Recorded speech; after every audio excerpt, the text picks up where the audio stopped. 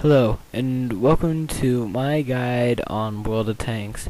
World of Tanks is part of the trilogy from wargaming.net, part of World of Warplanes and War Battleships, which should be coming out in 2013.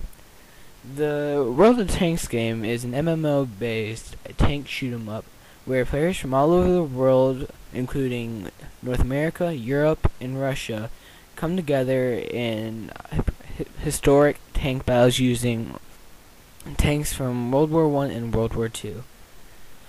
When you first log into the game, you are greeted by the T1 Cunningham, which is an American tank. The T1 was originally made as a scouting tank, but was reformed as a second defense tank because of the fact that the turret was more armored than the body itself. They had to use it in rare cases. The turret was armored mainly in the rear and the sides, or the rear and the front, because those were the main places to be shot. The sides were not so much penetrable because no one cared about them, obviously. It's good in close combat because the turret has good speed and because it's quite fast once you upgrade it. When you first get it, the gun is low caliber and basically not visible. But as you finally get to the final upgrade of it, you get a nice Hispanio machine gun for your main weapon. The body itself is basically paper thin with basically no armor whatsoever. The tracks are very weak but very fast, making it a light, quick tank but still not very good as a scout. It's better in close combat than it is in far combat, so if you're ever going to use close combat, be sure to use the T1. In all, the T1 is a great starter tank for those of you who are just beginning the game. The British medium Mark I is a heavily armored medium tank from the Brits. They cared more about the armor than the speed, so it was more fascinating that it survived. In most battles, it is mainly used as a defender rather than a scout. The sides, front, and back are all highly impenetrable. It takes some mighty weapons to penetrate it, unless you're using higher tiers, which makes it very vulnerable. The turret is not as armored and is usually penetrable from most angles. The gun is highly decent, but could be better. In all, it's more of an amateur tank, which could take some getting used to for slow speeds, but nice damage. The German L-Tractor was accidentally made into the best Tier 1 tank in the game.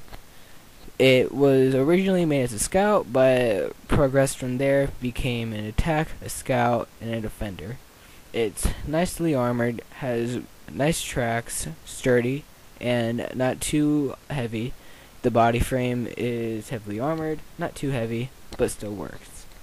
The gun and turret go together perfectly, and it's basically considered a mini Moz because of its looks and because of the turret. The gun is another machine gun, which is used for close combat. The L-Tractor is basically a nice tank. In all, it's a good starter tank, but for those of you who know what you're doing, you're going to have a lot more fun in it because you can take it to its full potential. The French Renault FT-17 was more of a defender than a scout. Originally made as a scout, they had to degrade it to a defender because of its slowness, but its nice armoring. The weapon is fairly decent, but the turret lacks speed, so it takes a bit of time for it to turn. In all, you need to be pretty experienced to drive the FT-17, so it's best if you start working on that later in the game.